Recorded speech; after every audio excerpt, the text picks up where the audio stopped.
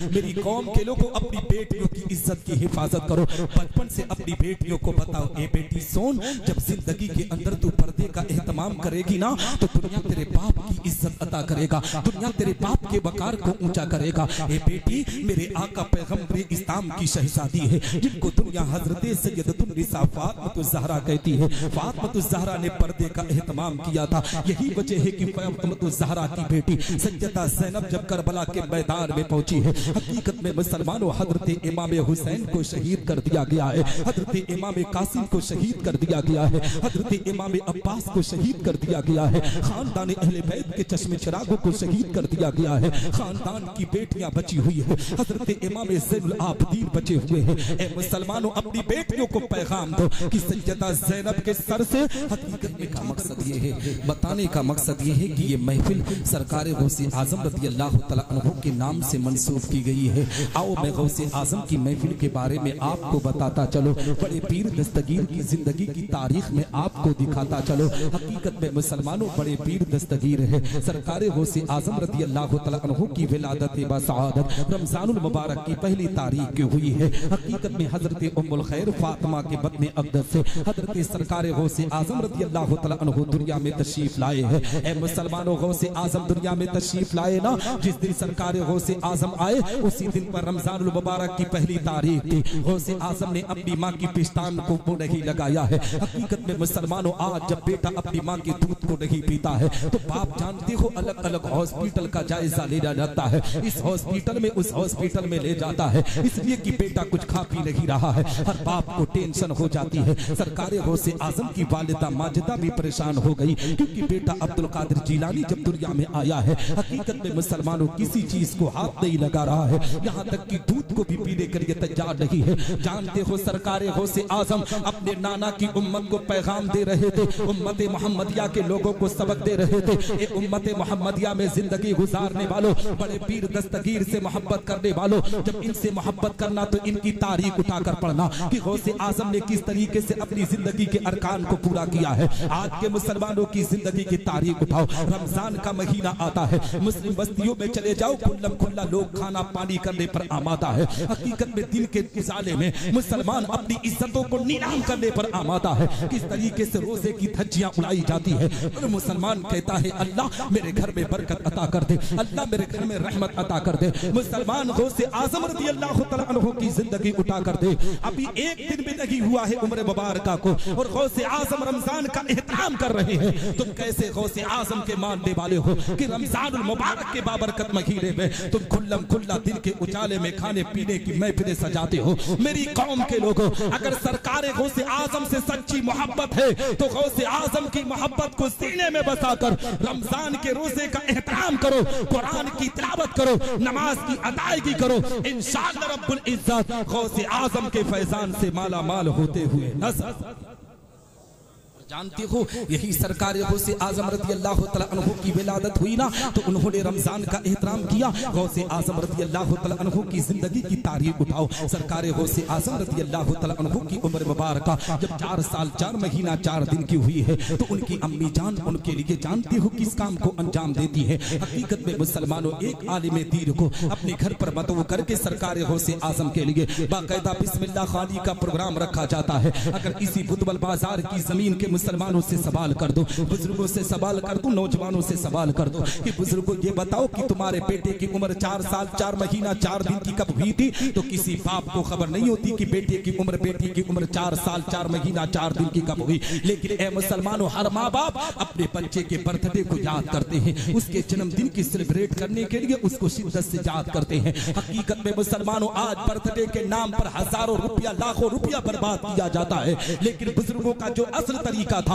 आज मुसलमान उसे छोड़ने पर आमादा है। बुजुर्गों का यही तरीका था मुसलमानों कि सरकार गौसे आजम रज़ी अल्लाह तआला अन्हु की वालिदा माजिदा ने जब 4 साल 4 महीना 4 दिन की उम्र हुई है तो जानते हो एक आलिम दीन को घर पे मदऊ किया गया है। आलिम साहब को बुलाकर ए मुसलमानों गौसे आजम की बिस्मिल्लाह खानी कराई जाती है। लेकिन आज हमें अपने बच्चों की कोई फिक्र नहीं है, बच्चा किस माहौल में जिंदगी गुजार रहा है किसी को खबर नहीं है। बस यही खबर है कि बेटा किसी तरीके से बड़ा हो जाए, हमें किसी चीज की फिक्र है मुसलमानों, यही वजह कि आज हम पूरी दुनिया में सताए जा रहे हैं, आज यही वजह कि हमारी इज्जतों पर हमला किया जा रहा है। मेरी कौम के लोगों गौसे आजम के मिशन को देखो, सरकार गौसे आजम की अम्मी है, जानते हो 4 साल 4 महीना 4 दिन की उम्र मुबारका में उनकी बिस्मिल्लाह खानी करा रही है। उस्ताद आकर कहते हैं बेटा बिस्मिल्लाहिर्रहमानिर्रहीम की तिलावत करो। सरकार गौसे आजम ने बिस्मिल्लाह की तिलावत की है और बिस्मिल्लाह के साथ साथ उन्होंने 17 पारा कुरान मुकद्दस को हिफ्ज सुनाया है। जैसे ही कुरान को उन्होंने हिफ्ज सुनाया है,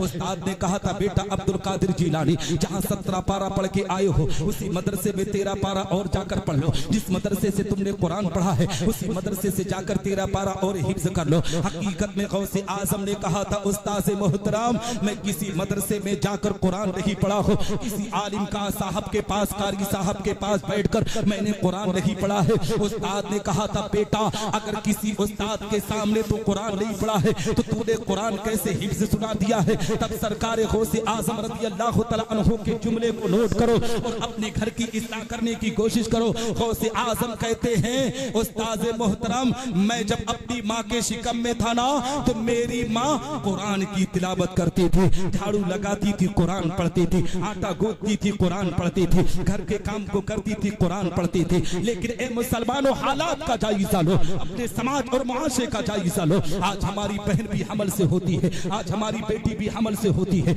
आज हमारी घर की माएँ भी हमल से होती है। हकीकत में मुसलमानों जब बेटी बहन हमल से होती है ना, कोई भी औरत हमल से हो तो ए मुसलमानों उसकी जिंदगी में बेचैनी होना दर्द होना आम बात होती है। जानते हो जब औरत को बेचैनी दर्द उभरता है ना तो हमारे घर के मर्द ही लोग कहते हैं मेरी शरीके हयात मेरी बीबी सुन के मोबाइल ले इस पर फिल्में देख ले, इसमें सीरियल देख ले, तेरे दिल को करार मिल जाएगा, तेरे दिल को सुकून मिल जाएगा। मेरी कौम के लोगों फिल्में देखने से किसी को सुकून नहीं मिलता है, सीरियल देखने से किसी को चैन नहीं मिलता है। सुन अगर उनके दिल को सुकून देना चाहता है तो कुरान मुकद्दस की तिलावत कर। अल्लाह का कुरान कहता है अल्लाह बिज़िक्रिल्लाहि तत्मइन्नुल कुलूब, अल्लाह के जिक्र से दिलों को चैन और सुकून मिलता है। जब किसी खातून के दिल में अपने आप में घबराहट उठे तो मुसलमान उसे हरगिज मोबाइल ना दे, उससे कहो कुरान पढ़ मेरी खातून, कुरान पढ़ मेरी बेटी, कुरान पढ़ मेरी बहन। हकीकत में मुसलमानों जब बेटी बहन दुरूद और सलाम पढ़ती है कुरान पढ़ती है,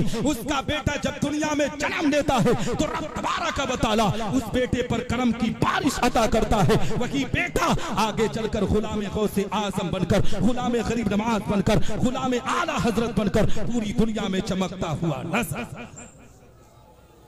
लेकिन आज क्या किया जाता है, आज हमारी घर के अंदर हमारी बहनों को बताना चाहता हो, हमारी बेटियों को भी पैगाम देना चाहता हो। मुसलमानों हालात बड़े बदतर होते चले जा रहे हैं, मुआशरा बड़ी गंदगी के माहौल में जा रहा है। आज जब बेटियों की बात आ गई है तो मैं आपको बताता चलो, अपनी बहनों को अपनी बेटियों को तलकीन करो कि तुम्हारी बेटियां कुरान पढ़े, तुम्हारी बेटियां तुम्हारी बहनें नमाज की अदायगी करें। मुसलमान अपनी बेटी बहन से कैसे नमाज पढ़ने के लिए कह सकता है जब खुद पूरा दिन घर में बैठ कर ए मुसलमानों एक वक्त की नमाज नहीं पढ़ता, कुरान नहीं पढ़ता, पूरा दिन मोबाइल में व्यस्त रहता है, तो अपनी बेटी की कैसे इस्लाह कर सकता है, अपनी बहन की इस्लाह कैसे कर सकता है। मेरी कौम के लोगों अपनी जिंदगी की इस्लाह करने की कोशिश करो। आज से 15 साल 17 साल पहले की तारीख उठाओ, हमारा जब बचपना था मुसलमानों उस वक्त हमने देखा था कि हमारे घरों से जब सुबह की फजर की अजान होती थी ना, नमाज फजर के बाद जिस भी घर के सामने से गुजरा जाता था कुरान की तिलावत की आवाज आती थी। लेकिन आज हालात कितने बदतर हो चुके हैं,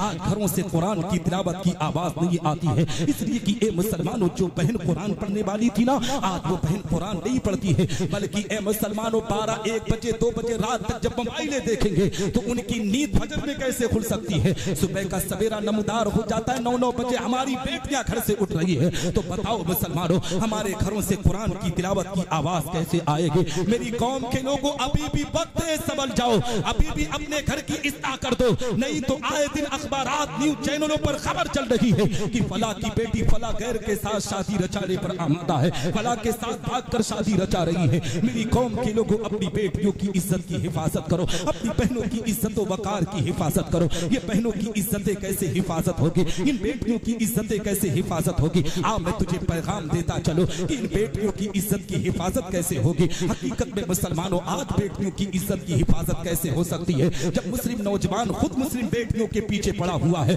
मुस्लिम नौजवान खुद अपने मोहल्ले के अंदर अपनी बहन बेटियों की इज्जतों पर हमला कर रहा है। ये बेटियां किसी जगह काम के लिए निकलती है ना, तो नौजवान उसे घूरने पर आमादा है, नौजवान उसकी इज्जत पर हमला करने पर आमादा है, नौजवान उसे अपनी हवस का शिकार बनाने पर आमादा है। मेरी कौम के लोगों में आपको बताना चाहता हूँ, हमारे नौजवानों की तारीख ये ना थी। हमारे नौजवानों की तारीख तो ये थी मुसलमानों, मोहम्मद बिन कासिम ने 18 साल उम्र में मज़हब इस्लाम की तालीम की आबियारी की हिफाजत की थी। एक औरत की इज्जत बचाने के लिए मोहम्मद बिन कासिम ने मज़हब इस्लाम की तालीम को आम किया था। और मैं आपको बताना चाहता हूँ बेटियों की इज्जत की हिफाजत कैसे होगी। हजरत खालिद बिन वलीद की जिंदगी का मुताला करना होगा। यही हजरत खालिद बिन वलीद रज़ियल्लाहु तआला अन्हु है, जब एक शहर पर हमला करने के लिए गए हैं, एक शहर के अंदर ईसाइयों पर हुकूमत करने के लिए गए हैं। ईसाई पादरियों ने कहा था खालिद बिन वलीद हम तुमसे जंग नहीं करना चाहते हैं, हम तुमसे लड़ाई नहीं लड़ना चाहते हैं। हजरत खालिद बिन वलीद ने कहा था तो तुम क्या करना चाहते हो, तो उन लोगों ने कहा था खालिद बिन वलीद हम ये चाहते हैं कि तुम हमारे इस शहर को आसानी के साथ पार कर जाओ, हम खुद ब खुद मज़हब इस्लाम को बोल कर देंगे, हम पूरा का पूरा शहर तुम्हारे हवाले कर देंगे। खालिद बिन वलीद के सिपाहियों ने कहा था सिपाही सालार खालिद बिन वलीद आप इनके झांसे में ना आए, ये ईसाई कौम है, ये हमेशा मुसलमानों के दुश्मन रहे हैं, ये मुसलमानों को धोखे से हमेशा हमला किए हैं, आप इनके चक्कर में ना फंसे। हजरत खालिद बिन वलीद ने अपने सिपाहियों की तरफ मुखातब होकर कहा था मेरे प्यारे सिपाहियों एक दिन मैदान महशर भी कायम होगा, अल्लाह की बारगाह में मुझे जवाब देना होगा। अगर यही ईसाई पादरी रब की बारगाह में खड़े होकर अर्ज कर दिए ए रब्बे कायनात हमने खालिद बिन वलीद को पुकारा था, हमने खालिद बिन वलीद से कहा था कि हमारे शहर को पार कर जाओ, हम सारे के सारे लोग मज़हब इस्लाम को बोल कर लेंगे, मगर खालिद बिन वलीद ने हमारी एक भी ना सुनी थी। हजरत खालिद बिन वलीद कहते मेरे प्यारे सिपाहियों हमें इस शहर को फतेह करना है, कैसे फतेह करना ये आपके ऊपर मैं छोड़ता हूँ। हजरत खालिद बिन वलीद अपने खेमे में चले गए, रात की तारीकी है, रात का सन्नाटा है। आज के नौजवानों की जिंदगी होती तो आज का नौजवान रात के सन्नाटे में गुनाह करने को ए मुसलमानों जिंदगी का अहम मकसद समझता है। यही वजह है कि आज हमारे घरों से बरकतें छिनती चली जा रही है। मुसलमानों जब कौम मुस्लिम का नौजवान अपने गाँव की क़ियादत करता है ना तो अल्लाह उस क़ियादत को मजबूती अता करता है, लेकिन जब नौजवान बिगड़ता है तो पूरा माशा बिगड़ता हुआ नजर आता है, पूरा सिस्टम बिगड़ता हुआ नजर आता है। हजरत खालिद बिन वलीद रज़ियल्लाहु तआला अन्हु ने जानते हो रात के अंधेरे में रात की तारीकी में मुसलमानों अपने खेमे में जाकर अपने आप में खेमे से बाहर निकलते हैं, अपने आप में अपने सिपाहियों के खेमे में पहरा देते हैं। जाकर एक खेमे के अंदर जैसे ही अपने आप में देखे ना क्या देखते हैं कि कौम मुस्लिम का नौजवान मज़हब इस्लाम के सिपाही कोई अल्लाह की कुरान की तिलावत कर रहा है, कोई रब की बारगाह में सजदा कर रहा है, कोई अल्लाह रसूल की इताअत कर रहा है। इस तरीके से हर खेमे में गए, खेमे में इसी तरीके से मुस्लिम नौजवानों को पाए। ए मुसलमानों खालिद बिन वलीद रब की बारगाह में सजदा करके अल्लाह की बारगाह में अरीज़ा पेश करते रब्बे कायनात मुझे यकीन है कि हमें फतेह मुबीन हासिल होगी, अल्लाह तू मुझे फतेह देगा। हकीकत में मुसलमानों इसलिए कि जिस कौम का नौजवान रात की तन्हाई में अल्लाह की इबादत करता है अल्लाह उस कौम को तरक्की देता है। लेकिन आज के नौजवानों की जिंदगी उठाकर देखो, आज कौम मुस्लिम का नौजवान नाच गानों की महफिलों में पहली सब में मुसलमान खड़ा दिखता हुआ नजर आता है।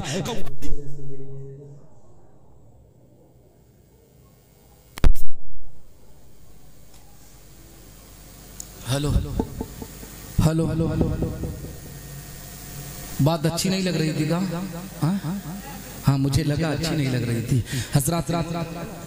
हजरत मोहतरम में अर्ज ये कर रहा था कि आज के नौजवानों की जिंदगी उठाकर देखो, हकीकत में मुसलमानों आज का नौजवान अपनी जिंदगी के साथ किस तरीके से खेलता हुआ नजर आ रहा है। ए मुसलमानों आज जानते हो नाच और गानों की महफिलों में सबसे ज्यादा कौम मुस्लिम शिरकत कर रहे हैं, नहीं तो आज गैरों को ये अपने आप में न्यूज चैनलों पर कहने की जरूरत ना पड़ती कि हमारी महफिल में गैर नहीं आएगा, हमारी महफिल में मुसलमान नहीं आएगा। मेरी कौम के लोगों ये उलमा भी पुकार पुकार कर तुमसे कहते हैं कि गैर की महफिलों क्यों तुम जाते हो? अपनी इज्जत को नीलाम करने के लिए जाते हो, अपने वकार को मजरू करने के लिए जाते हो। मेरी कौम के लोगों अपनी महफिलों को इनकाद करो, नबी की महफिल में शिरकत किया करो, अल्लाह रसूल की जिक्र की महफिल में बैठा करो। हकीकत में नाच और गानों से कुछ फायदा मिलने वाला नहीं है। अगर जिंदगी में फायदा चाहते हो तो कुरान की तिलावत करो, अल्लाह तुम्हें फायदा देगा। नमाज की पाबंदी करो, अल्लाह तुम्हें फायदा देगा। अगर जिंदगी में फायदा चाहते हो तो अपने बूढ़े माँ बाप की खिदमत करो, अल्लाह तुम्हें दुनिया में भी फायदा अता करेगा।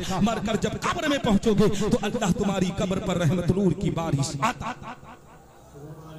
हजरत खालिद बिन वलीद रज़ियल्लाहु तआला अन्हु ने जब अपने नौजवानों को देखा ना, मुस्लिम नौजवानों को, कि वो अल्लाह की इबादत कर रहे हैं, फजर की नमाज की अदायगी की जाती है, नमाज फजर के बाद ए मुसलमानों हजरत खालिद बिन वलीद रज़ियल्लाहु तआला अन्हु उसी किले के सामने पहुंचे हैं। इस शहर को पार करना है। हजरत खालिद बिन वलीद रज़ियल्लाहु तआला अन्हु जैसे ही कदम बढ़ाए ना, उनके सिपाहियों ने कहा, ए सिपाही सालार, एक मर्तबा आप और सोच लीजिए, ये ईसाई कौम है, ये हमारे धोखा दे सकते हैं, आप एक मर्तबा और सोच लीजिए। हजरत खालिद बिन वलीद ने कहा था, हम मज़हब इस्लाम के मानने वाले हैं, हम पैगंबर इस्लाम के गुलाम हैं, हम जब अपना कदम आगे बढ़ा लेते हैं हम मुड़कर कभी देखा नहीं करते हैं। अब आगे बढ़ो, जो होगा वो अल्लाह हमारी हिफाजत करेगा। हजरत खालिद बिन वलीद रज़ियल्लाहु तआला अन्हु जैसे ही शहर के अंदर अपने कदम को रखते हैं, क्या देखते हैं कि सड़क के दोनों किनारों पर ए मुसलमानों शहर की हसीन लड़कियों को खड़ा कर दिया गया है, हसीन औरतों को खड़ा कर दिया गया है। जानते हो वो जांचना चाहते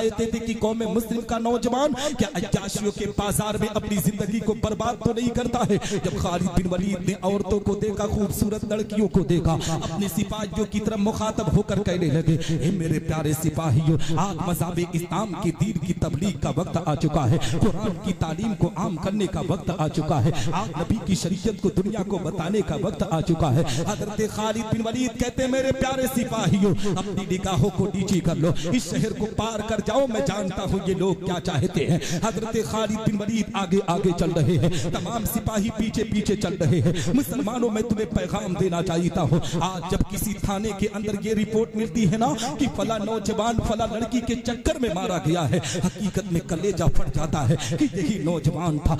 मुसलमानों, अपनी निगाहों की वजह से दुनिया के अंदर मज़हब इस्लाम की तबलीग करता था, आज अपनी निगाहों की वजह से सलाखों के पीछे इन्हें डाला जा रहा है। मेरी कौम के लोगों, हजरत खालिद बिन वलीद रज़ियल्लाहु तआला अन्हु जानते हो उस महफिल उस शहर को पार कर जाते हैं। जैसे ही शहर को पार किए ना, वही 8 पादरी जो पूरे शहर के अंदर हुकूमत कर रहे थे, अपनी पूरी कौम के साथ आते हैं। हजरत खालिद बिन वलीद रज़ियल्लाहु तआला अन्हु की बारगाह में अर्ज करते हैं, ए मज़हब इस्लाम के सिपाही सालार खालिद बिन वलीद, आप अपना हाथ बढ़ाइए, हम पूरे के पूरे शहर के लोग मज़हब इस्लाम का कलमा पढ़कर मुसलमान होना चाहते हैं। जब आपकी सीरत का ये आलम है, जब आपकी किरदार का ये आलम है, तो जिस पैगंबर के दीन की तबलीग आप कर रहे हैं, उस मुहसिन इंसानियत के किरदार का आलम क्या होगा। जब इस पार का ये आलम है, तो उस पार का आलम क्या होगा। जब उनके गदा भर देते हैं शाहाने ज़माना की झोली, मोहताज का जब ये आलम है, तो मुख्तार का आलम क्या है ना।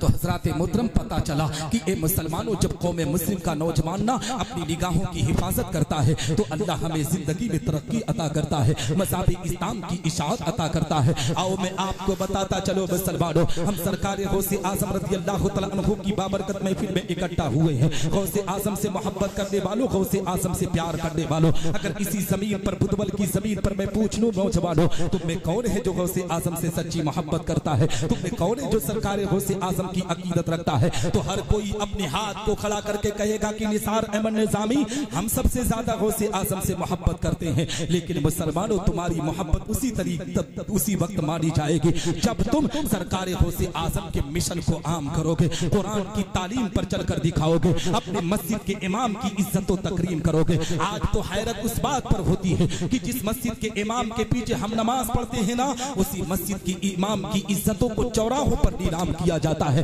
बाजारों में नीलाम किया जाता है। हकीकत में मुसलमानों, 4000, 5000, 8000 देखकर ये कौम अपने इमाम को गुलाम समझने पर आमादा है। मेरी कौम के लोगों, जिस दिन अपने मस्जिद के इमाम को गुलाम समझने लगोगे ना, उस दिन उसके पीछे नमाज की अदायगी ना करना, इसलिए कि मस्जिद का ये इमाम बनकर आया है, तेरे घर का गुलाम बनकर नहीं आया है। जब मस्जिद के इमाम को इज्जत दोगे तो अल्लाह जमाने में तुम्हें इज्जत अता करेगा। आओ मैं आपको बताता चलो सरकार गौसे आजम रज़ी अल्लाह तआला अन्हु की बाबरकत महफिल में बैठे हुए हो। ए मुसलमानों, इन बेटियों पर गुफ्तगू कर रहा था। हकीकत में बेटियों की इज्जत की हिफाजत कैसे की जाती है, बेटियों के वकार को कैसे ऊंचा किया जाता है। आज समाज के दुश्मनों ने हमारी घर की बेटियों पर हमला करना किस तरीके से शुरू कर दिया है। आज हमारी घर की बहन बेटियों की इज्जत पर किस तरीके से हमले किए जा रहे हैं। आज चार जानिब से हकीकत में खबरें होती है। आप फिर बुधवार बाजार तक रहते हैं ना, निसार अहमद निजामी जिनका नाम है, पूरे मुल्क में जाता हूँ दीन की तबलीग के लिए, पूरे मुल्क में जाता हूँ तकरीर करने के लिए। हकीकत में हर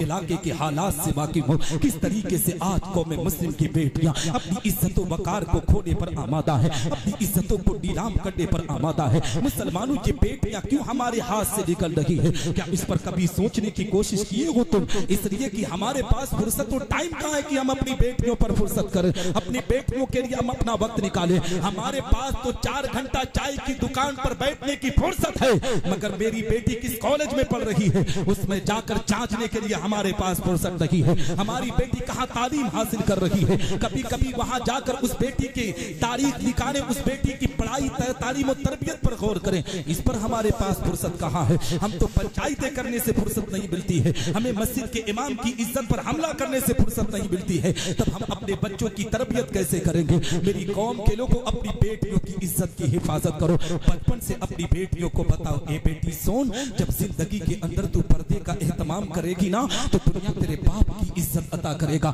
दुनिया तेरे बाप के वकार को ऊंचा करेगा। ए बेटी, मेरे आका पैगंबर इस्लाम की शहजादी है, जिनको दुनिया हजरत सैयदतुन निसा फातिमा ज़हरा कहती है। फातिमा ज़हरा ने पर्दे का एहतमाम किया था। यही वजह है कि फातिमा ज़हरा की बेटी सैयदा ज़ैनब जब करबला के मैदान में पहुंची है, हकीकत में मुसलमानों हजरत इमाम हुसैन को शहीद कर दिया गया है, हजरत इमाम कासिम को शहीद कर दिया गया है, हजरत इमाम अब्बास को शहीद कर दिया गया है, खानदान अहले बैत के चश्मे चिरागों को शहीद कर दिया गया है। खानदान की बेटियां बची हुई है, हजरत इमाम ज़ैनुल आबिदीन बचे हुए हैं। ए मुसलमानों, अपनी बेटियों को पैगाम दो कि सैयदा ज़ैनब के सर से हकीकत में चादर को छीना गया था, सैयदा सकीना के सर से चादर को छीना गया था। जानते हो सैयदा ज़ैनब ने खानदान की तमाम बेटियों की तरफ मुखातब होकर कहा था, मेरे खानदान की बेटियों, आज नबी की उम्मत की तमाम बेटियों को पैगाम देने का वक्त आ चुका है। नबी की तमाम उम्मत की बेटियों को, बहनों को पैगाम देने का वक्त आ चुका है।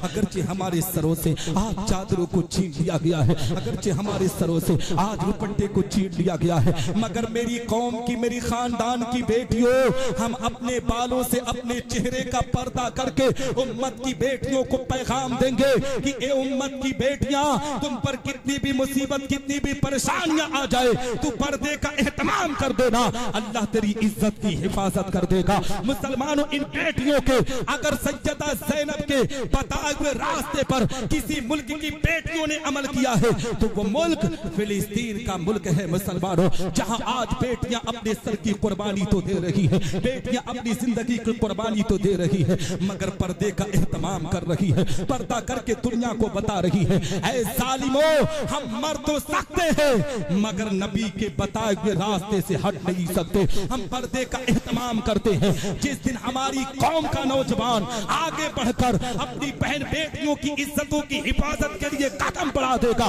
दावे के साथ कहता हो, हमारे समाज की इस्लाह होगी, हमारे माशरे की इस्लाह होगी। क्योंकि डॉक्टर इकबाल कहते हैं, गलत रवि से मनाजिल का बहुत बढ़ता है, मुसाफिरों रवि से कारवा बदल डालो। और जगह जगह के थक चुके हैं तुम्हें हंगामे, निशाते लज्जते ख्वाबे गिरा है ना। थक गए भैया? अगर थक गए हो तो मैं गुफ्तगू खत्म कर दूं, मेरा भी 1 घंटा हो गया है ना। तो हजरात मोहतरम, बस 10-15 मिनट और सुन लें, नहीं तो मैं बहुत ज्यादा सुनाऊंगा ना, तो आप लोग कहेंगे यार माइक पा जाते हैं तो बहुत देर तक बोलते हैं ना।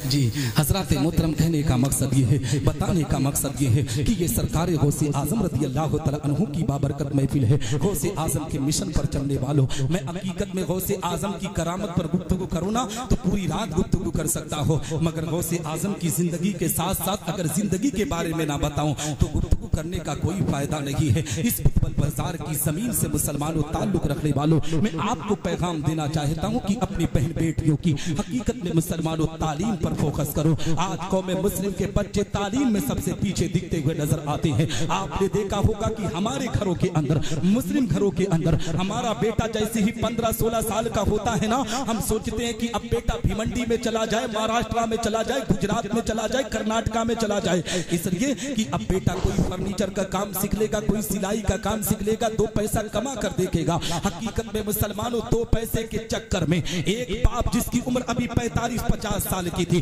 अभी उसके अंदर ताकत और कुव्वत बाकी थी, वो अपने बेटे की परवरिश अच्छे तरीके से कर सकता था, अपने बेटे को पढ़ा लिखा सकता था, लेकिन वो बाप अपनी जिंदगी से थक हार कर बुतबल बाजार में आकर बैठ जाता है, कहता अब चैन की रोटी खाऊंगा, अपने बेटे को गुजरात भेजकर अपने आप में कमाई कराता है। मेरी कौम के लोगों, गैर से आज सीखने की जरूरत है। हमें पहले लोगों को सिखाना पड़ता था, आज उनकी जिंदगी देखना पड़ता है। हकीकत में आज माहौल किस तरीके से तब्दील हो गया है। मेरी कौम के लोगों, हमारी जो तालीम शुरू हुई है, हमारा तो दीन शुरू हुआ है, वो पढ़ने से शुरू हुआ है। नबी आखिरुल ज़मा पर जो सबसे पहली हुई वही नाज़िल हुई ना, हज़रत जिब्रील अमीन ने इक़रा कहा था, यानी नबी की बारगाह में पढ़ो कहा था। मुसलमानों, आज हम और आप किस तरीके से तालीम से दूर होते हुए नजर आ रही हैं। मुस्लिम नौजवानों को देख लो कि पढ़ा लिखा कोई नौजवान मिलता है, ए मुसलमानों, हमने तालीम से अपने कदम को पीछे किया है। यही वजह है कि हर जगह पर हमें सताया जा रहा है। हमारे पास ना कोई पावर है, ना हमारे पास कोई इक़्तिदार है, इसलिए कि हम तालीम के मैदान में सबसे पीछे दिखते हुए नजर आ रहे हैं। मेरी कौम के लोगों, एक वक्त का खाना कम खाओ, मगर बच्चों की तालीम पर फोकस जरूर दो। अपने बच्चों को तालीम की तरफ लेकर जरूर आने की कोशिश करो। जब तुम्हारा बेटा तालीम याफ्ता होगा तो समाज में तुम्हारी इज्जत बढ़ती हुई नजर आएगी, समाज में दुनिया तुझे इज्जत की निगाह से देखती हुई नजर आएगी। इसलिए कि जब तालीम मुसलमान हासिल करता है तो अल्लाह उस मुसलमान पर करम की बारिश अता करता है। आओ सरकारे गौसे आजम की जिंदगी देखो, यही सरकारे गौसे आजम रज़ी अल्लाह तआला अन्हु है। वालिद मोहतरम दुनिया से रुखसत हो चुके हैं, अपनी वालिदा माजिदा की बारगाह में आते हैं, कहते हैं अम्मी मुझे नबी की हदीस को पढ़ने के लिए सफर करना होगा, मुझे बगदाद का सफर करना होगा। मुसलमानों, अगर आज हमारे घर में कोई बेटा यतीम हो जाए तो माँ उसे नहीं चाहती कि बाहर भेज दिया जाए, इसलिए कि बेटा हमारा अगर इकलौता हो ना तो कोई माँ भेजने के लिए तैयार ना होगी। मगर गौसे आजम की अम्मी जान की जिंदगी देखो, उनकी वालिदा माजिदा सब्र तहम्मुल के दामन से किस तरीके से वाबस्ता है। अपने बेटे शेख अब्दुल कादिर जिलानी को बगदाद जाने की इजाजत दे रही है। हकीकत में गौसे आजम इल्म दीन हासिल करने के लिए सफर कर रहे हैं। और ए मुसलमानों, गौसे आजम रज़ी अल्लाह तआला अन्हु बगदाद मोहल्ला की पाक जमीन पर सफर करके जब पहुंचे हैं ना, दीन मुस्तफा की तालीम हासिल किए हैं, हदीस रसूल को पढ़े हैं, आलिम दीन बने, आलिम रब्बानी बने। और जानते हो कुछ सालों के लिए वो जंगलों और बयाबानों में चले गए। आपने देखा होगा कि जब 11वीं शरीफ का दिन आता है तो हकीकत में हमारे घरों पर एक रिवाज चलता है। जानते हो वो रिवाज क्या है? हकीकत में हम मुर्गा लाकर उसको ज़बा करके उस पर फातिहा दिलवाते हैं। हम कहते हैं गौसे आजम को मुर्गा बहुत ज्यादा पसंद था। मेरी कौम के लोगों, मैं भी मानता हूँ कि गौसे आजम को खाने में मुर्गा पसंद था, मगर जब हम फातिहा की बात आई तो हमने मुर्गा लाकर उस पर ज़बा भी करके उस पर गौसे आजम की न्याज भी दिलाई। मगर गौसे आजम को खाने से भी ज्यादा जो चीज पसंद थी वो कुरान की तिलावत थी। मुसलमानों, वो नमाज की पाबंदी थी, वो माँ बाप का एहतराम था। अगर जिंदगी में किसी मिशन को आम करना चाहते हो तो खाने से पहले अपने गांव की, मोहल्ले की मस्जिद को आबाद करो, अल्लाह तुम्हारे घरों को आबाद कर ना। और मैं आपको बताऊं, यही सरकारे गौसे आजम रज़ी अल्लाह तआला अन्हु है। हकीकत में मुसलमानों, आपने कहा ना कि गौसे आजम रज़ी अल्लाह तआला अन्हु को मुर्गा खाना पसंद था, लेकिन गौसे आजम का खुद बयान सुनो कि जब मैं जंगलों और बियाबानों में अल्लाह की इबादत के लिए गया, मुझे भूख और प्यास की जब शिद्दत होती थी ना, तो हकीकत में गौसे आजम बयान करते हैं, मैं गोश्त की तलाश नहीं करता था, फर्क की तलाश नहीं करता था, बल्कि जो भी मिल जाता था, यानी जमीन पर उगने वाली घास को खाकर, दरख्त के पत्तों को खाकर मैं अपनी भूख को मिटाया करता था। ये कौन कह रहे हैं? खुद सरकार गौसे आजम रज़ी अल्लाह तआला अन्हु बयान कर रहे हैं। और ए बुतबल बाजार की जमीन से ताल्लुक रखने वालों, जिंदगी में जब भी परेशानी आए ना, जब भी मुसीबतों बला में मुब्तला हुआ करो, जब भी कोई घर में आफत आए ना, तो आज अगर हमारे घर में कोई आफत बला मुसीबत आती है तो हम सीधा रास्ता जानते हो क्या पा गए हैं? हजरत अल्लामा अहमद रजा साहब किबला के पास पहुंचते हैं, कहते हैं इमाम साहब अब कोई ताबीज बनाओ, घर का माहौल खराब हो रहा है, कोई ताबीज लिख दो, घर का मामला बिगड़ रहा है। हम बाबाओं के चक्कर में फंसकर अपनी घर की आबरू का सौदा कर दिया करते हैं। हकीकत में मुसलमानों आज हालात तो इतने खराब हो चुके हैं, हम नमाज पर तवज्जो नहीं है, कुरान पर तवज्जो हमारी नहीं है। लेकिन अगर इसी बुतबल बाजार की जमीन पर अभी किसी पीर साहब की आमद हो जाए तो पीर की आमद पर पूरा गांव इलाका खड़ा होकर इस्तकबाल करता हुआ नजर आएगा। मेरी कौम के लोगों, पीर की आमद पर इस्तकबाल जरूर करो, मगर पीर से पहले अपने बाप की आमद पर इस्तकबाल करो। अपनी माँ की ममता को सीने में बसाने की कोशिश करो। जिस बाप ने तुझे जिंदगी का सुकून दिया, जिस माँ ने अपनी लहू को पिलाकर आज तुझे ए मुसलमान जवान किया, आज उसी माँ की ममता के साथ खेलता हुआ नजर आता है। उसी बाप की इज्जत आबरू को लूटने पर आमादा है। हकीकत में कौमे मुस्लिम का नौजवान आज पीर साहब की आमद पर नारे तकबीर तो बुलंद करता है, मगर अपने बाप से 10-10 साल बोलने के लिए तैयार नहीं है, अपनी माँ से 10 साल बोलने के लिए तैयार नहीं है। सुन मुसलमान, अपनी जिंदगी में तू कितनी भी अल्लाह की इबादत कर ले, मस्जिदें बना ले, मदरसा बना ले, अगर तेरे माँ बाप तुझसे नाराज है तो अल्लाह रसूल तुझसे राजी हो नहीं सकते। अगर राजी करना है तो पहले अपने बाप को राजी कर, अपने माँ को राजी कर। आज हालात कितने खराब हो चुके हैं। जिस माँ ने अपने बच्चे को जन्म दिया है, 9 महीना पेट में रखकर ए मुसलमानों दर्द को बर्दाश्त किया है, ये बेटा जवान होकर अपनी बीवी की पल्लू पकड़कर उसकी गुलामी अख्तियार करके अपनी माँ की ममता पर सवाल करता है, अपने बाप की आबरू पर सवाल करता है। नौजवानों, माँ की ममता पर सवाल करने से पहले ना हकीकत में रब की बारगाह में दुआ कर, अल्लाह मौत दे दे तो बेहतर हो। इसलिए कि जिस बाप ने तुझे तेरी परवरिश के लिए हिंदुस्तान की जमीन की अलग अलग जगहों पर जाकर मेहनत मजदूरी किया, जिस बाप ने तुझे अच्छी जिंदगी देने के लिए अगर हिंदुस्तान से काम ना चला तो आउट ऑफ कंट्री जाकर कभी दुबई, कभी मलेशिया, कभी कहीं जाकर मजदूरी किया। किस लिए? अपने बेटे को अच्छी जिंदगी देने के लिए, अपने बेटे को अच्छा बाप देने के लिए। और तुम हो कि अपने बाप से सवाल करते हो, अब्बा तूने जिंदगी में दिया ही क्या है? सुन मुसलमान, अगर तेरे बाप का नाम तेरे नाम से ना लगता ना तो यही के लोग तुझे हरामी कह के पुकारते।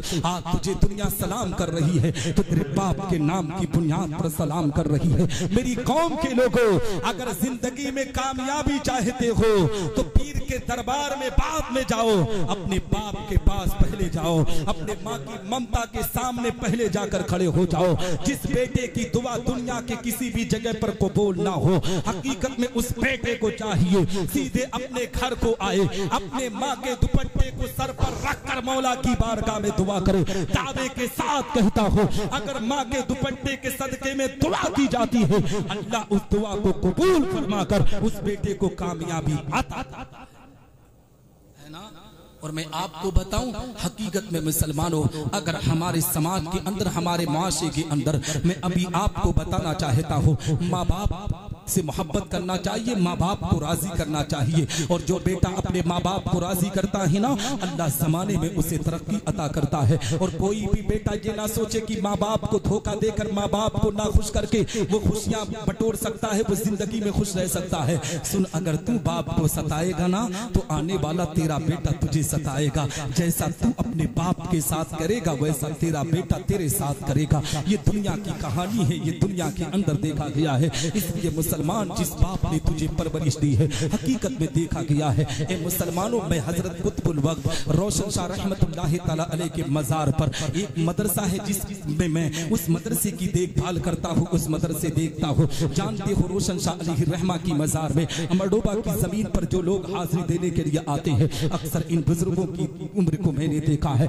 जानते हो, आते हैं ना, हकीकत में कहते हैं, कारी साहब आप दुआ कर दीजिएगा, मेरा बेटा मुझे अपने घर में रखने के लिए तैयार जान रही है, आंख में आंसू के कतरात को लेकर आते हैं। हकीकत में एक दर्द होता है कि एक बाप जिसकी जिंदगी ए मुसलमानों अपने बच्चे की परवरिश में उसकी हड्डियां कमजोर हो गई, उसके बाल सफेद हो गए, आज अपने बच्चे के लिए दुआ कराने के लिए आया है कि बेटा मुझे घर में रख लेता। आज ये हालात हो चुके हैं माँ बाप के। मुसलमानों जानते हो तुम जिंदगी में कितने भी कोशिशें कर लो, कितने भी अच्छे काम कर लो, अगर माँ बाप ना खुश है ना तो अल्लाह तुमसे राजी हो नहीं सकता। एक नमाज नहीं, एक हज नहीं, अगर मक्का मदीना हर साल जाओ, अगर हज करके आओ, अगर तुमने अल्लाह की ए मुसलमानों अल्लाह के बताए हुए रास्ते पर नबी के पैगाम पर अमल करके अपने माँ बाप को धोखा दिया है तो अल्लाह तेरे हज को तेरे मुंह पर मार देगा। आप पूछेंगे कैसे, तो इस पर मैं गुफ्तगू कर फिर मैं गौसे आजम पर गुफ्तगू कर अपनी गुफ्तगू खत्म करूंगा। आओ मुसलमानों, मैं मक्का की जमीन की तारीख आपको बताता चलो। जब एक बेटा अपने माँ बाप की नाफरमानी करता है तो रब तबारक व तआला हकीकत में उसके हज को उसके मुंह पर मार दिया करता है।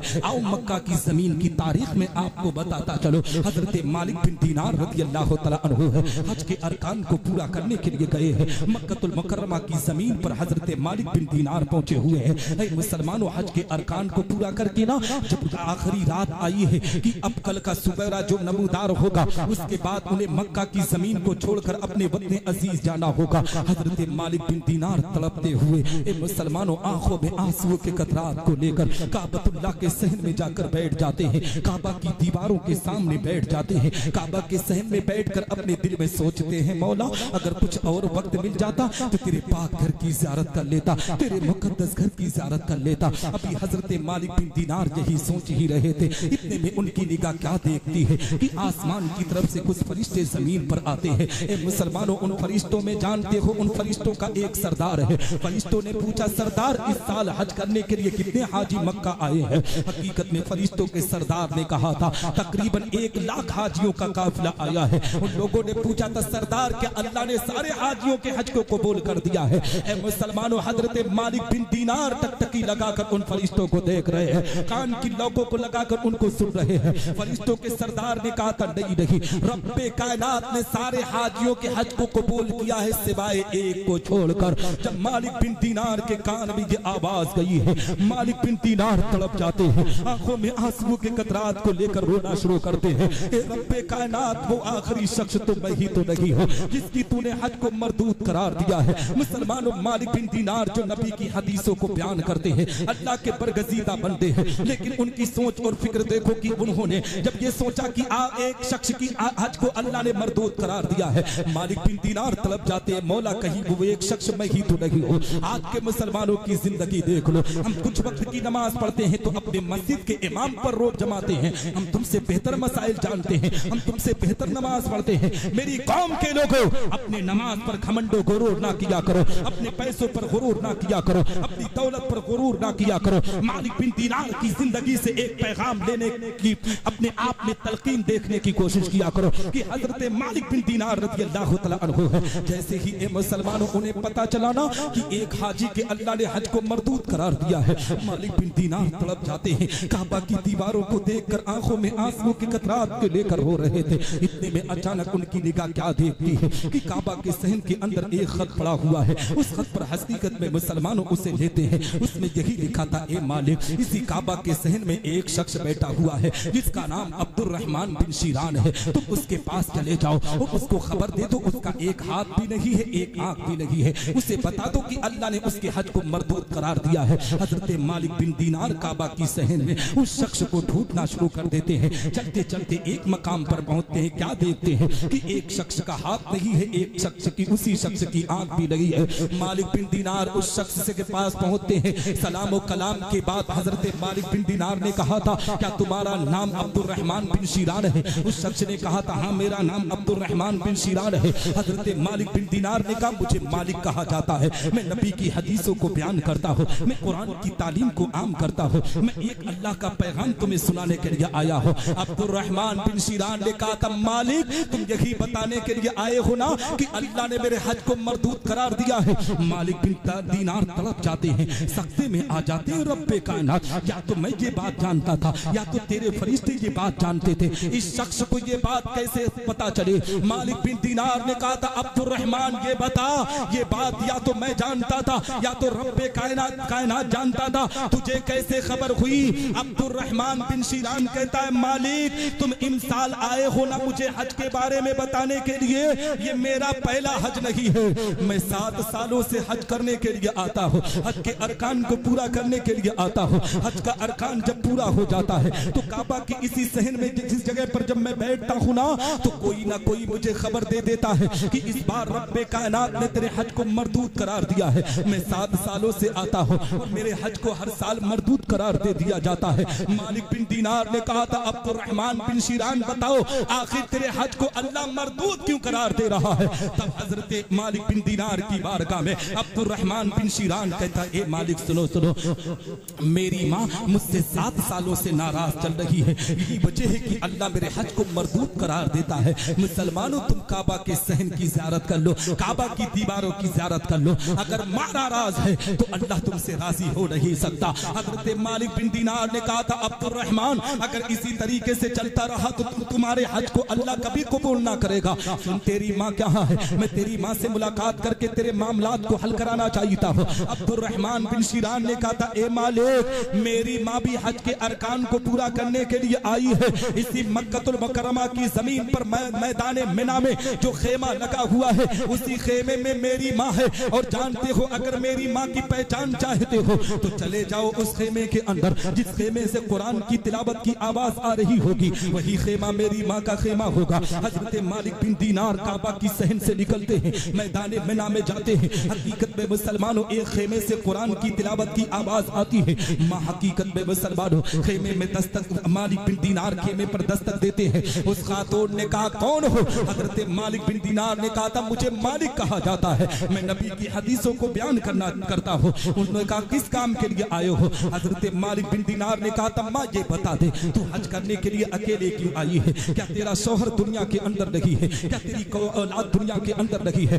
हकीकत में उस खातून ने कहा था मेरे शौहर का इंतकाल हो चुका है मगर मेरा एक बेटा है, मगर वो बेटा मुझसे 7 सालों से नाराज चल रहा है, वो मुझसे दूर रह रहा है, इसीलिए मुझे अकेले हज करने के लिए आना पड़ा। हजरत मालिक बिन दीनार ने उस खातून से कहा था माँ क्या तू अपने बेटे से मुलाकात करना चाहती है? क्या तू अपने बेटे से मिलना चाहती है? मुसलमानों याद रखो माँ कितना भी अपने बच्चों से रूठी हो ना, अपने बच्चों का जब नाम सुनती है माँ तड़प जाया करती है। बेटा अपने माँ को कितनी भी तकलीफें दे, गालियां दे, मार दे, पीट दे, लेकिन ए मुसलमानों माँ जब रब की बारगाह में सजदा करती है तो अपने लिए दुआ बाद में करती है, अपने बेटों के लिए दुआएं पहले किया करती है। हजरत मालिक बिन दीनार ने जब उस माँ से कहा कि ए माँ क्या तू अपने बेटे से मिलना नहीं चाहती है? क्या तू अपने बेटे से मुलाकात करना नहीं चाहती है? माँ अपने आप में उसका दिल तड़प गया, कहने लगी कि ए मालिक अगर तू मेरे बेटे से मुलाकात करवा देते ना तो दुनिया का सबसे अच्छा इंसान तुझे समझती, दुनिया का बेहतर इंसान तुझे समझती। मालिक बिन दीनार ने कहा था माँ तू खामोश हो, थोड़ी देर इंतजार कर, तेरा बेटा भी हज के अरकान को पूरा करने के लिए आया है, काबा की सहन में तेरा बेटा मौजूद है, मैं तेरे बेटे से तेरी मुलाकात करवाने के लिए आया रहा हूँ। हजरत मालिक बिन दीनार ए मुसलमानों काबा के सहन में पहुंचे हैं, अब्दुर्रहमान बिन शीरान की कलाइयों को पकड़ कर लेकर आते हैं, कहते हैं और जानते हो कहते हैं ए अब्दुर्रहमान आज तेरा काम बन चुका है, तेरी माँ तुझसे राजी हो चुकी है, चल तेरी माँ तुझे बुला रही है। हकीकत में मुसलमानों कलाई को पकड़कर माँ के सामने लाकर हकीकत में जैसे ही खेमे के सामने पहुंचे हैं ना, खेमे पर दस्तक देते हैं। माँ ने पूछा था कौन? हजरत मालिक बिन दीनार ने कहा था ए माँ अब पर्दा हटा दे, इसलिए कि तेरे लख्ते जिगर नूरे नजर तेरे बेटे को लेकर आया हो। हकीकत में मुसलमानों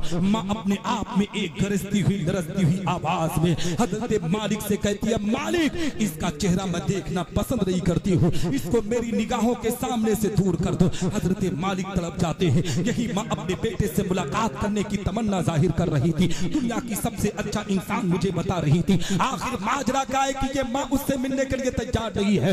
हजरत मालिक कहते हैं अब्दुर्रहमान बिन शीरान तू अपनी माँ के सामने कोई बड़ी खता किया है, कोई बड़ी गलती किया है, नहीं तो माँ का दिल तो मोम हुआ करता है, माँ बड़ी नरम हुआ करती है, अपने बच्चों की बड़ी सी बड़ी गलतियां माफ कर दिया करती है, या तूने बहुत बड़ी गलती की है। ए अब्दुर्रहमान अगर तू खता आदमी बताएगा तो मालिक जा रहा है, तू जिंदगी भर अपनी माँ से मुलाकात नहीं कर पाएगा। हजरत मालिक चलने लगे। अब्दुर रहमान बिन शीरान मालिक बिन दीनार के कदमों में गिरकर कहने लगा, हजरत जब दरवाजे तक लेकर आए हैं तो माँ के कदमों तक पहुंचा कर जाएं। हजरत मालिक ने पूछा था, बता वो कौन सी खता है जिसकी बुनियाद पर तेरी माँ तुझसे नाराज चल रही है। हजरत मालिक बिन दीनार ने जब अब्दुर रहमान बिन शीरान से इतना कहा है, अब्दुर रहमान बिन शीरान कहता है, ए मालिक सुनो सुनो, जानते हो जिस तरीके से आज मेरे हुलिये को देख रहे हो ना, ऐसे पहले मैं नहीं रहता था। मैं जानते हो आज के 7 साल पहले कैसे रहता था। जुआखोरी मेरी जिंदगी का मुकद्दर बन चुकी थी, शराब नोशी मेरी जिंदगी का मकसद बन चुका था। अय्याशियों के बाराज में अपनी जिंदगी को बर्बाद करता था। मैं शराब नोशी इस कदर करता था ना कि हमेशा शराब में डूबा रहता था। मेरी कौम के नौजवानों, आज हमारी कौम के लोग भी शराब नोशी में अपनी इज्जतों को बर्बाद कर रहे हैं। याद रखो नौजवानों, शराब नोशी ना ये गलत रास्ता है। जिस घर में शराबी होता है पूरा का पूरा घर बर्बाद हो जाता है, पूरा खानदान उसकी इज्जतें नीलाम हो जाती है। एक घर में अगर शराबी जन्म ले लेता है ना तो पूरे नस्ल बर्बाद कर दिया करता है। ये मुसलमान अपने बच्चों को शराब नोशी से बचाने की कोशिश कर, अपने बच्चों को जुआखोरी से बचाने की कोशिश कर। शराब के नशा हकीकत में पहले बोतल से शराब पिया जाता था, आज दवा से लोग नशा करने पर आमादा है। पहले ताश के पत्तों से गेम खेला जाता था, आज मोबाइल के जरिए गेम खेला जाता है। मेरी कौम के लोगों, अपने बच्चों की इस्लाह करो, शराब नोशी से बचाओ। शराब से घरें बर्बाद हो जाया करती है, शराब से नस्लें बर्बाद हो जाया करती है, जुआखोरी से पूरा खानदान बर्बाद हो जाया करता है। हजरत मालिक बिन दीनार की बारगाह में अब्दुर रहमान बिन शीरान कहता है कि मैं शराब नोशी किया करता था। रमजानुल मुबारक का बाबरकत महीना था। रमजान की तारीख में मैं शराब के अड्डे पर गया, शराब नोशी किया। उसके बाद गोश्त की थैली अपने हाथ में लेकर मैं सीधे अपने आप में अपनी माँ के पास पहुंचा। रमजानुल मुबारक का बाबरकत महीना है। दोपहर के वक्त में अपने माँ के पास आया और कहने लगा, अम्मी इस गोश्त को पका दे, मैं खाना चाहता हूँ। हकीकत में मेरी माँ शरीयत मुस्तफा की पाबंद थी, कनीज़े फातिमा बनकर जिंदगी के अरकान को पूरा करती थी। मेरी माँ ने कहा, मुसलमानों के घरों में रमजान के महीने में दोपहर में खाया पिया नहीं जाता है, मैं अब इस खाने को तैयार ना करूंगी। अब्दुर रहमान बिन शीरान कहता, ए मालिक मुझे अचानक गुस्सा आया। मैं अपनी माँ से फिर गुस्से में कहा, माँ इसे तुझे तैयार करना होगा। मेरी माँ ने कहा था मेरी जान चली जाए मगर इस गोश्त को मैं तैयार ना करूंगा। हकीकत में मुसलमानों, अब्दुर रहमान बिन शीरान कहता, ए मालिक सुनो सुनो। उसके बाद मुझे गुस्सा आया, मैंने इसी हाथ से एक तमाचा इस तरीके से अपने माँ के चेहरे पर मारा कि मेरी माँ की एक आंख बाहर आ गई, खून के फव्वारे निकलने लगे, मेरी माँ तड़पने लगी। मेरे अंदर इस तरीके से नशा तारी था कि फिर मैं अपनी माँ से कहने लगा, माँ तुझे गोश्त तैयार करना होगा। मगर मेरी माँ ने कहा, मेरी जिंदगी तू खत्म कर दे, मगर मैं तेरे गोश्त को तैयार ना करूंगी। इसलिए कि मुसलमान के घर में दोपहर में खाना नहीं खाया जाता है। मैं मज़हब इस्लाम की तालीम पर अमल करती हूँ, कनीज़े फातिमा बनकर जिंदगी के अरकान को पूरा करती हूँ। हकीकत में मुसलमानों, अब्दुर रहमान बिन शीरान कहता है, ए मालिक मैं अपनी माँ से कहता रहा, मेरी माँ तैयार ना हुई। गुस्से के आलम में इस तरीके से मुब्तला हुआ कि अपनी माँ को जलते हुए तंदूर की तरफ धक्का दे दिया। मेरी माँ का पूरा हाथ जल गया। ए मालिक उसके बाद मैं अपने घर को छोड़कर चला आया। जानते हो जैसे ही घर को छोड़कर आया ना, दूसरी चीज जब नशा उतरा है, शराब नोशी का जब नशा उतरा है। मुसलमानों याद रखो, जो लोग शराब के करीब जाते हैं, शराब नोशी करना तो बड़ा आसान समझते हो मगर उसको निभाना हकीकत में मुसलमानों बड़ा मुश्किल काम है। शराबी को देखा गया है कि ए मुसलमानों नाली के कीड़े की तरह उसे नाली के सामने पड़ा रखा जाता है, हकीकत में किसी रोड किसी खलियान में फेंका जाता है। ऐसी जिंदगी जीने से बेहतर है कि मर जाया जाए। मुसलमान शराब को हाथ लगाने से पहले इन तमाम बातों का ख्याल कर कि तेरा बच्चा भी तेरी उम्मीदों पर जी रहा है, तेरी बीबी तेरी उम्मीदों पर जी रही है, तेरे बूढ़े माँ बाप तेरी उम्मीदें पर जी रहे हैं। शराब नोशी करेगा तो खानदान बर्बाद हो जाएगा। हकीकत में अब्दुर रहमान बिन शीरान कहता, ए मालिक जब नशा उतरा ना तो मुझे अचानक याद आया कि मैंने अपनी माँ के साथ गलत किया था। मैंने अपनी माँ की आंख को निकाल दिया, मैंने अपनी माँ को जलते हुए तंदूर की तरफ फेंक दिया। ए मालिक मुझे अपने आप में इतनी शर्मो हया आई कि मैं पलट कर वापस ना लौटा, बल्कि जिस हाथ से मैंने अपनी माँ को मारा था ना, ये देखो उस हाथ को मैंने काट कर फेंक दिया है। मेरी एक माँ की एक आंख निकली थी, मैंने इस आंख को निकाल कर फेंक दिया है।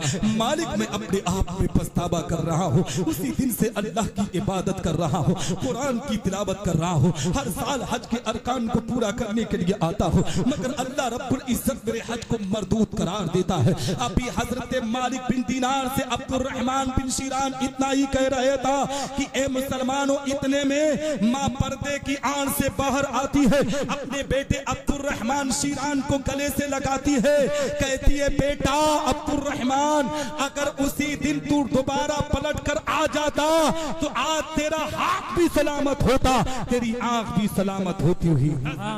सुभान अल्लाह, बहुत उम्दा है ना हजरात मोहतरम। पता क्या चला कि माँ की ममता बड़ी अहम होती है, माँ की प्यार बड़ा अहम होता है और बाप का दुलार भी बड़ा अहम होता है। हकीकत में मुसलमानों, हजरत मालिक बिन दीनार रज़ी अल्लाह तआला अन्हु जब माँ बेटे को मिलता हुए देखे ना, अपने कदम को आगे बढ़ाने लगे। इतने में गैब से आवाज आई, मालिक कहाँ जा रहा है? ये खुशखबरी भी देते हुए जा कि अल्लाह ने आज माँ की मोहब्बत की बुनियाद पर अब्दुर्रहमान के हज को मकबूल करार दिया है। और यही हज नहीं बल्कि अल्लाह ने जितने हज को मरदूद करार दिया था, आज माँ की मोहब्बत की बुनियाद पर अल्लाह सारे हज को अपनी बारगाह में कबूल है ना। तो मैं आखिरी बात कहकर अपनी गुफ्तगू खत्म करूंगा। सरकार गौसे आजम रज़ी अल्लाह तआला अन्हु की बात कर रहा था। गौसे आजम रज़ी अल्लाह तआला अन्हु से मोहब्बत करने वालों, इसी फुटबॉल बाजार की जमीन पर बहुत से ऐसे मुसलमान हैं, ए मुसलमानों, जो अपने कारोबार से तंग आ चुके हैं, अपने व्यापार से तंग आ चुके हैं। हकीकत में बिजनेस में लॉस होता है, कारोबार में घाटा जाता है। जब हमारे घर में परेशानी आती है ना, तो हम सीधे ए मुसलमानों ताबीज की तरफ बढ़ते हैं। हम सोचते हैं ताबीज से मामला हल हो जाएगा। हकीकत में ताबीज से मामला हल होता है, लेकिन कम मुसलमानों, जब हम कुरान पढ़ते हैं तब, जब हम नमाज पढ़ते हैं तब, जब हम माँ बाप की खिदमत करते हैं तब। आओ सरकार गौसे आजम रज़ी अल्लाह तआला अन्हु की जिंदगी की तारीख उठाओ। बगदाद मोहल्ला की पाक जमीन है, बगदाद की जमीन पर एक नौजवान है जो अपनी जिंदगी के अरकान को पूरा कर रहा है। ए मुसलमानों, अपनी तिजारत के काम को अंजाम देता है, अपने कारोबार को करता है, अल्लाह की बारगाह में सजदा भी करता है, नमाज की अदायगी के साथ साथ कुरान की तिलावत अपने हाथ से सदका तो खैरात भी करता है। लेकिन ए मुसलमानों, उसके घर में अल्लाह की बरकत का नुज़ूल नहीं हो रहा था, अल्लाह की रहमत का नुज़ूल नहीं हो रहा था। नौजवान अपनी जिंदगी में परेशान हो चुका है, मायूसी के आलम में अपने आप में जा चुका है, इसलिए कि जिस भी काम में हाथ बटाता ना, हकीकत में उसे घाटे का सौदा करना पड़ता था। नौजवान जिंदगी से थक हार चुका है। एक दिन एक नौजवान से मुलाकात हुई, अपने दर्द को बयान करने लगा। नौजवान ने कहा, ए नौजवान, तुझे घबराने की जरूरत नहीं है, तुझे परेशान होने की जरूरत नहीं है। तू बगदाद मोहल्ला की जमीन पर जिंदगी गुजार रहा है, जब तेरा काम नहीं बन रहा है ना, तो सीधे शहंशाह बगदाद की बारगाह में चला जा, वहां से जरूर तेरा काम बन जाएगा। नौजवान सीधे सरकार गौसे आजम रज़ी अल्लाह तआला अन्हु के मदरसा निजामिया में गया, जहां सरकार गौसे आजम मुसलमानों तशरीफ फरमाते। नौजवान पहुंचा, ये सोच लेकर गया था कि गौसे आजम की बारगाह से कोई वजीफा मिल जाएगा, उसी वजीफे को पढ़ूंगा, अल्लाह मेरे घर में बरकत अता करेगा। जानते हो, सरकार गौसे आजम की बारगाह में पहुंचा, गौसे आजम की बारगाह में अर्ज करने लगा, बड़े पीर दस्तगीर, मैं नमाज भी पढ़ता हूँ, कुरान भी पढ़ता हूँ, अल्लाह रसूल की इताअत भी करता हूँ, सदका तो खैरात भी करता हूँ, मेरे घर में लेकिन बरकत का नुज़ूल नहीं होता है, मेरे घर में अल्लाह की रहमत का नुज़ूल नहीं होता है। सरकार आप दुआ कर दें, कोई वजीफा बता दे, मैं नमाज की पाबंदी करता हूँ, हकीकत में अल्लाह मेरे घर में बरकत अता करे। गौसे आजम ने पूछा, नौजवान ये बता,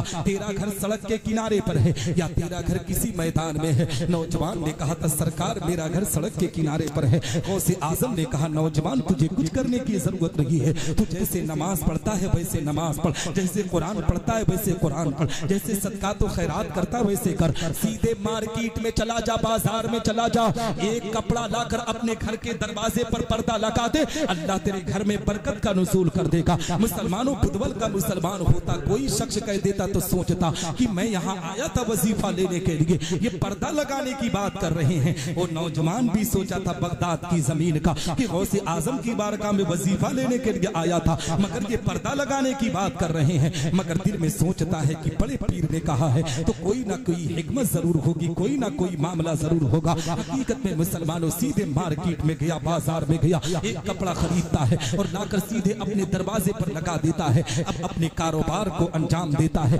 जिस भी काम को हाथ लगाता है अल्लाह बरकत का नुज़ूल करता है, जिस भी कारोबार में हाथ लगाता है अल्लाह रहमत का नुज़ूल वसूल करता है।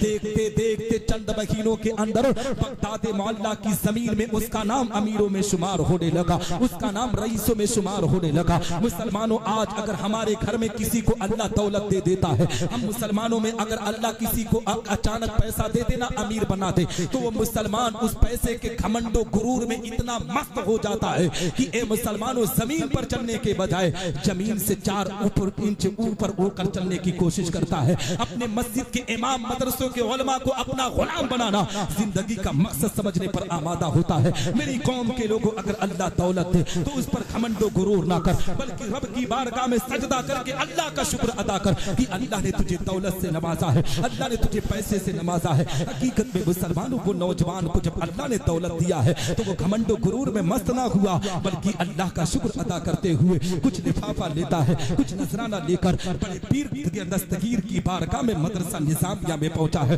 सरकार गौसे आजम तशरीफ फरमाते, गौसे आजम की बारगाह में पहुंचकर कहता है, सरकार, आज मैं आपकी बारगाह में एक मसला हल करवाने के लिए आया हूँ। आपने मुझे एक बात बताई, आज मैं उसके जरिए बहुत अमीर हो चुका हूँ, पैसा बहुत हो चुका है, मगर सरकार, आज दौलत आने के बाद भी वही मसला बार बार निगाहों के सामने आता है। मैं आपकी बारगाह में वजीफा लेने के लिए आया था, मैं आपकी बारगाह में ये लेने के लिए आया था कि कोई वजीफा बता देंगे, कोई अमल बता देंगे, उसी पर अमल कर लूंगा, अल्लाह मेरे घर में बरकत अता कर देगा। सरकार की बात समझ में ना आई कि आप मुझसे एक कपड़ा खरीदने की बात करते हैं, पर्दा लगाने की बात करते हैं, इसमें हिकमत क्या है? अब मुसलमानों, अपने कान की लौ को लगा लो, अपने दिल की तख्ती को खोल दो, गौसे आजम की इस जुमले को नोट करो। सरकार गौसे आजम कहते हैं, नौजवान, मैंने तुझसे पूछा था ना कि तेरा घर सड़क के किनारे पर है या तेरा घर किसी मैदान में है, तो तूने कहा था कि सरकार मेरा घर सड़क के किनारे पर है। तो मैंने लोहे महफूज के अंदर देखा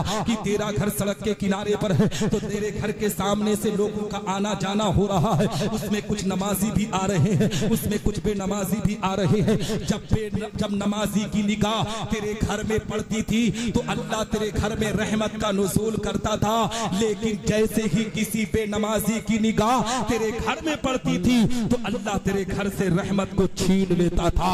तो ए मुसलमानों, अपनी जिंदगी पर गौर करने की कोशिश करो कि अगर किसी अजनबी बेनमाजी की निगाह हमारे घर के अंदर पड़ जाए तो अल्लाह हमारे घर से बरकत को छीन लेता है। तो जिस घर में सिरे से बेनमाजी रहता है, अल्लाह उस घर में रहमत का नुज़ूल कैसे कर सकता है, उस घर में बरकत का नुज़ूल कैसे कर सकता है? गौसे आजम के दीवानों, अगर गौसे आजम से सच्ची मोहब्बत करते हो तो उनके इस वाक़े से दर्स इबरत लेकर अपनी वीरान मस्जिदों को आबाद करो, रब की बारगाह में जाकर सजदा करो, अपने मस्जिद के इमाम की इज्जत व तकरीम करो। दावे के साथ कहता हो, अल्लाह की रहमतें तुम पर नाजिल होंगी, तुम्हारी दुनिया भी संवरेगी, तुम्हारी